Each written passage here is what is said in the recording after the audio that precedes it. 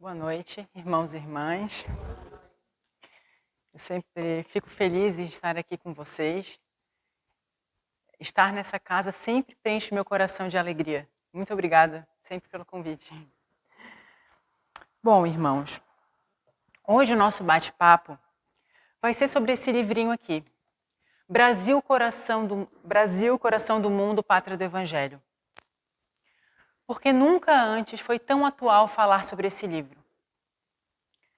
Lá, na primeira frase do primeiro capítulo, a gente já encontra assim: o mundo político e social do Ocidente encontra-se exausto. Esse livro é uma psicografia de Chico Xavier, ditada pelo espírito Humberto de Campos, que foi psicografado lá em 1938. Nele, Humberto de Campos nos conta fatos da história do Brasil, mas de uma visão macro. O que quer dizer de uma visão macro? Ele fala como que a história acontecia aqui no plano material e como que acontecia no plano espiritual. E ele traz com uma riqueza de detalhes os planos das falanges espirituais, de muitos e muitos planos acima de nós, no desenrolar dessa história. Então, Humberto de Campos, que mais tarde vai usar o pseudônimo de Irmão X, narra a história lá do início da descoberta das grandes navegações na Europa, no início do século XV, até a proclamação da República do Brasil, no final do século XIX. E já no prefácio do livro, que foi assinado por Emmanuel, a gente encontra a seguinte mensagem, no prefácio, está na página 7. Este trabalho se destina a explicar a missão da terra brasileira no mundo moderno. Aí ele fala mais algumas coisas e vem assim: o Brasil não está somente destinado a suprir as necessidades materiais dos povos mais pobres do planeta, mas também a facultar ao mundo inteiro uma expressão consoladora de crença e de fé raciocinada, e a ser o maior celeiro de claridades espirituais do orbe inteiro. Aí ele fala mais algumas coisas e vem. Se a Grécia e a Roma da antiguidade tiveram a sua hora como elementos primordiais da origem de toda a civilização do Ocidente, se o Império Português e o Espanhol se alastraram quase por todo o planeta, se a França e a Inglaterra têm tido a sua hora proeminente nos tempos que assinalam as etapas evolutivas do mundo, o Brasil terá também o seu grande momento no relógio que marca os dias da evolução da humanidade. Mas a gente para nesse momento e pensa, ele não está falando do Brasil. O Brasil, coração do mundo, pátria do Evangelho. Não pode. Olha tudo que está acontecendo. Ainda mais se nós trouxermos para o momento atual.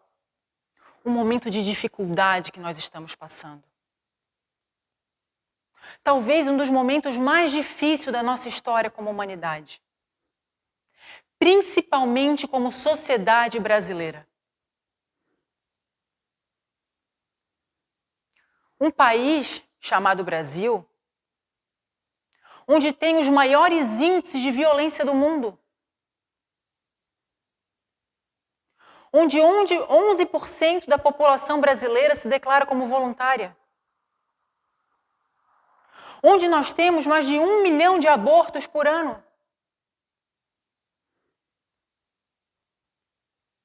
Onde foi descoberto a maior corrupção da história da humanidade, desvendada a partir da Operação Lava Jato. E se formos para o lado da administração do dinheiro público, aí o desânimo pega todo mundo em cheio. Então nós nos perguntamos, o Brasil vai ser o coração do mundo, a pátria do Evangelho?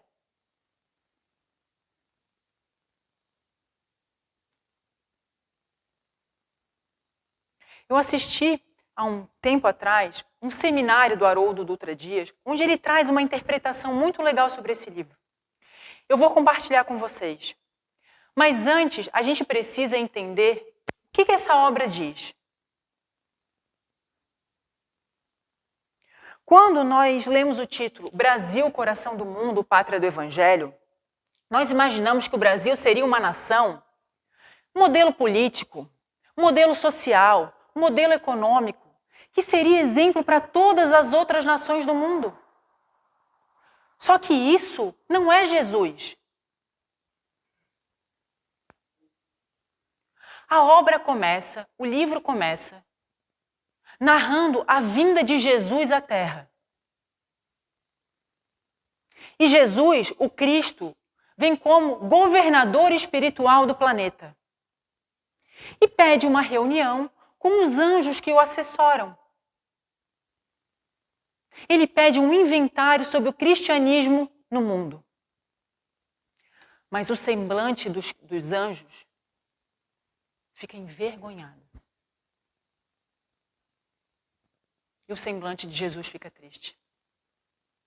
Triste porque passado mais de 1.500 anos do Evangelho na Terra, os resultados, as mudanças eram insignificantes.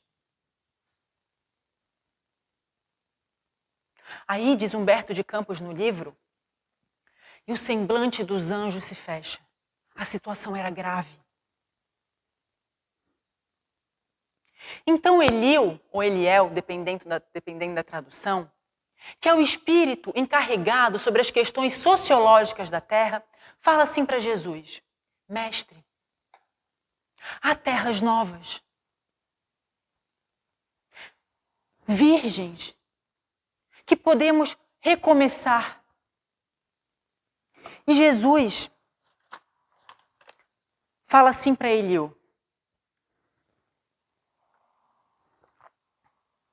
Eliu, onde fica nessas terras novas, o recanto planetário do qual se enxerga no infinito o símbolo da redenção humana?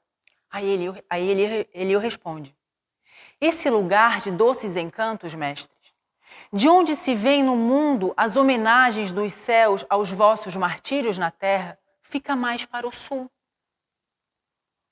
E quando, no seio da paisagem repleta de aromas e de melodias, contemplavam as almas santificadas dos orbes felizes na presença do Cordeiro, as maravilhas daquela terra nova, que seria mais tarde o Brasil, desenhou-se no firmamento, formado de estrelas rutilantes no jardim das constelações de Deus, o mais imponente de todos os símbolos, o Cruzeiro do Sul.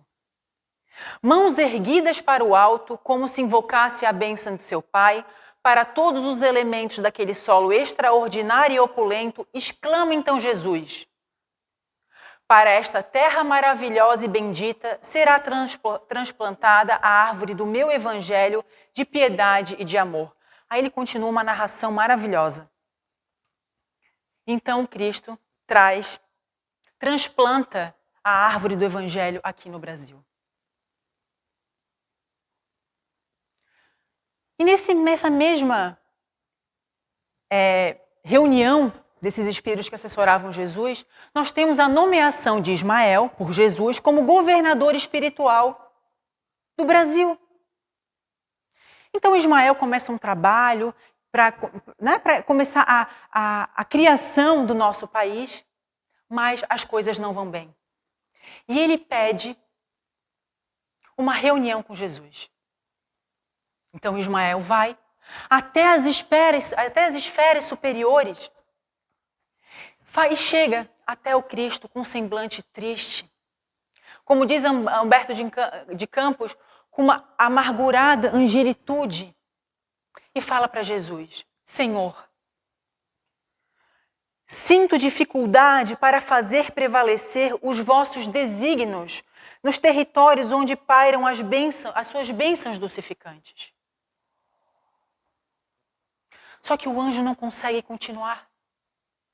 Ismael não consegue continuar e chora. O anjo chora na frente de Jesus. E Jesus, tocado, fala assim: Ismael, acerena o teu coração e continua fazendo o trabalho para que fostes convocado.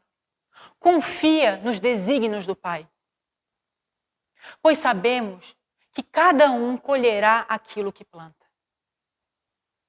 E Ismael, eu te peço mais. Mas Ismael chora e fala assim: mestre, não vai dar certo. O Senhor pediu para formar esse país com um povo mais simples da Europa, o mais trabalhador, porque os outros já estavam disseminados pelo materialismo. E nós chamamos Portugal. O Senhor pediu a contribuição do povo africano, mas eles estão escravizando todo mundo. O Senhor pediu a contribuição do povo indígena daquela terra, mas o Senhor não imagina o que eles estão fazendo com os índios.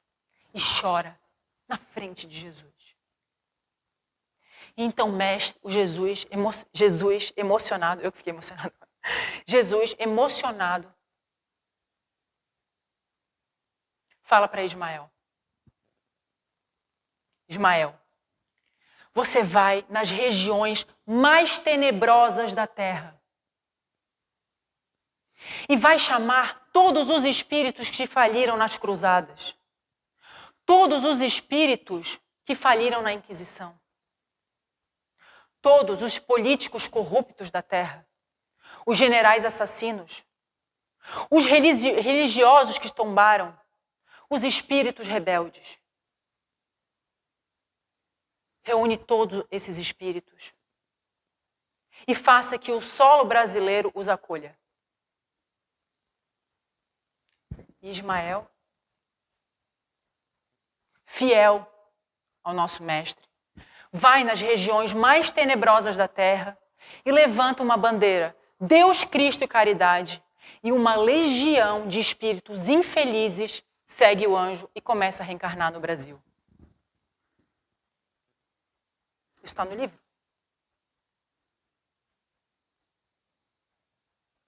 O que Cristo, o que Jesus, o Cristo, quis dizer para Ismael? Eu não vim para os sãos, eu vim para os doentes. Brasil é hospital, não é galeria de arte. Esse país foi feito para regenerar almas.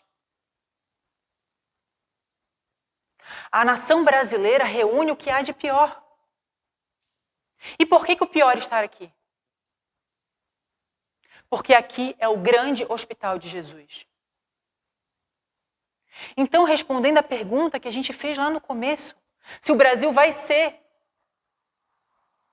a pátria do Evangelho, a resposta é: ela já é a pátria do Evangelho, ela não vai ser.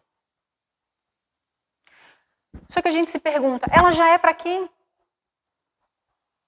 Então eu vou trazer uns exemplos do livro.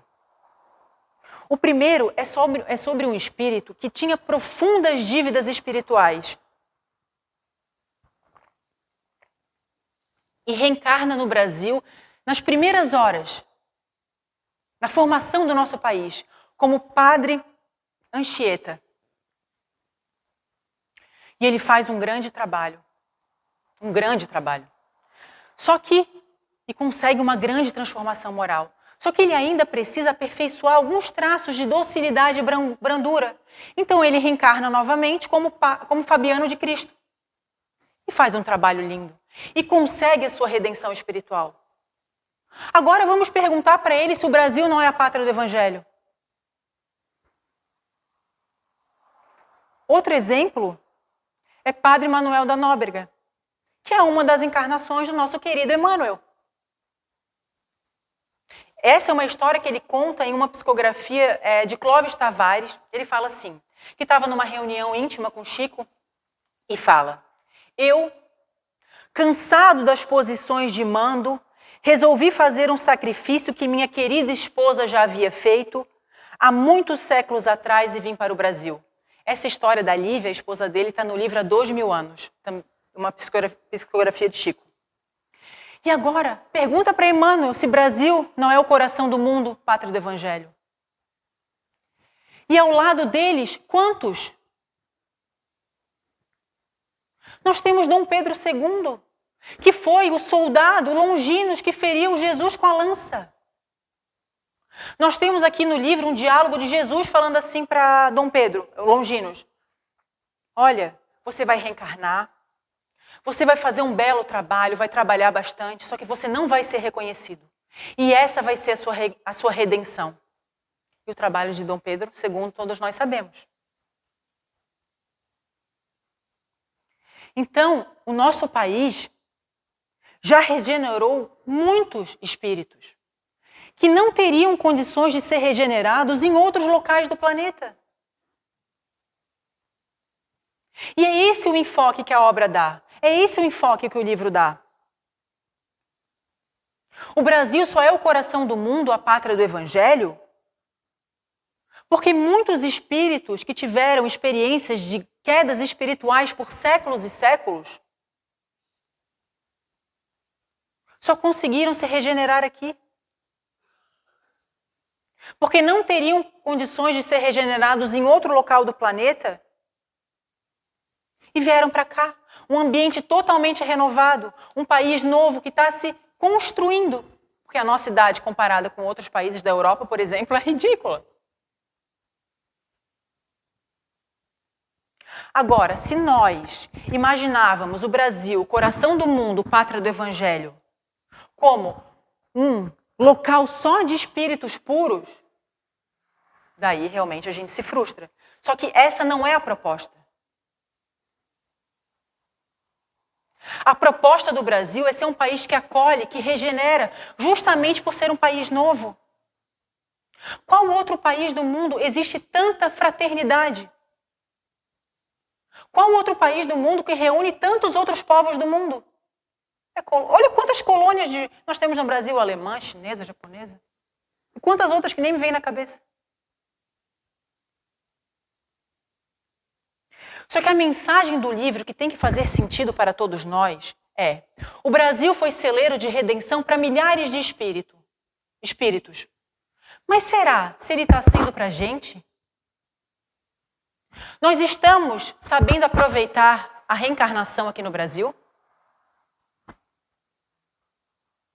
Porque, irmãos, nós fomos os espíritos que seguiram Emmanuel. E Deus nos deu a bênção do esquecimento para quando nós reencarnamos, porque imagina se nós soubéssemos que nós tivéssemos participado das cruzadas, da Inquisição.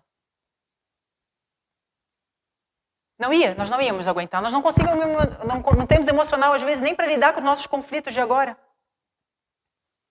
Só que pelo fato de nós esquecermos o nosso passado, muitos espíritos, assim como nós, acabam caindo novamente nos mesmos erros. Por exemplo, olha o grande problema no Brasil com corrupção. São espíritos que vêm por séculos e séculos reincidindo nos mesmos erros. Ah, Marina, é bom que isso aconteça? Não, é péssimo que isso aconteça.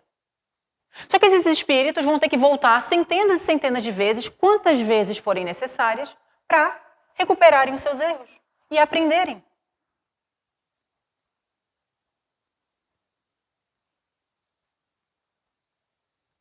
É por isso que o Brasil enfrenta tantos problemas.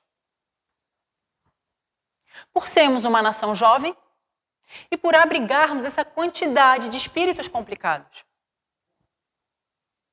Só que tem uma parte do livro onde Jesus fala com uma conversa com Emmanuel que as questões secundárias do Brasil, que as questões políticas do Brasil são secundárias. As questões importantes do Brasil são as espirituais. E vamos pensar, qual outra nação reuniu tantas encarnações como a de Chico Xavier, Eurípides Barçanufo, Divaldo Pereira Franco, Bezerra de Menezes, Ivone Pereira? Isso citando só alguns conhecidos. Imagina a quantidade de anônimos. Olha o quão vasta é a obra espiritual desses espíritos.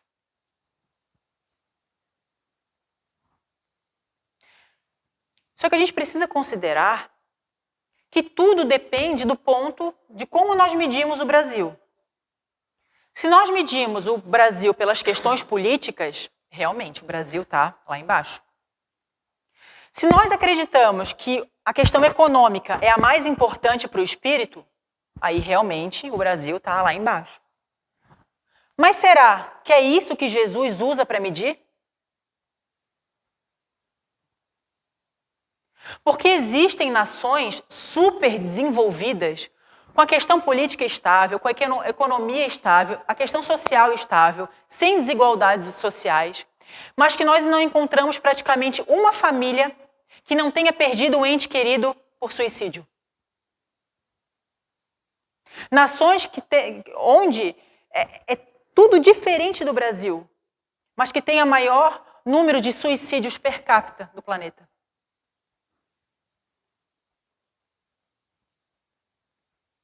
Então, tudo vai depender do aspecto que nós usamos para medir o Brasil.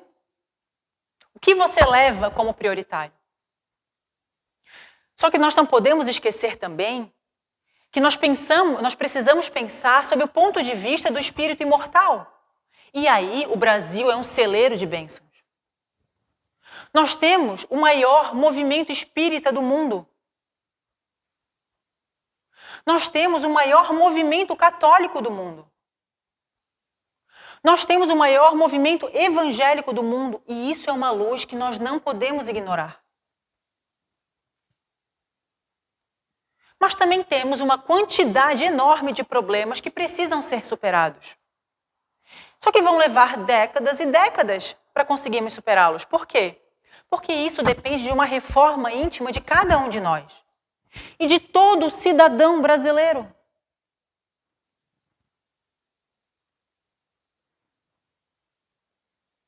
E nós não podemos esquecer que Jesus, o nosso governador espiritual, tem um instrumento poderosíssimo em suas mãos, que se chama encarnação. Quem encarna? Por uma decisão de Jesus, podem reencarnar milhares e milhares de espíritos muito elevados que em 15, 20 anos mudam o nosso país. Se não aconteceu ainda, é porque Jesus não julgou necessário. Ou está acontecendo e a gente nem sabe.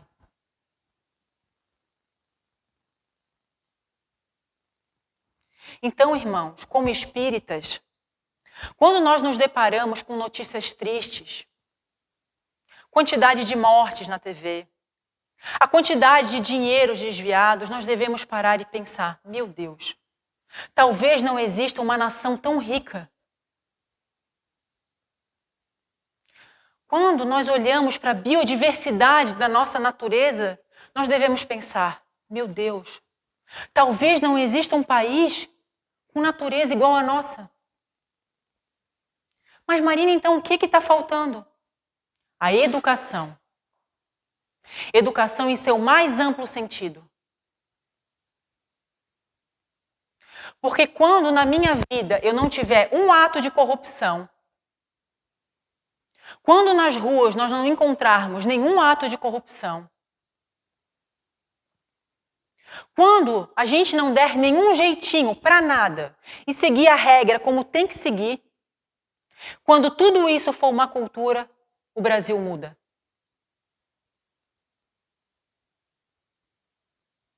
A alma do povo é a educação dos seus cidadãos.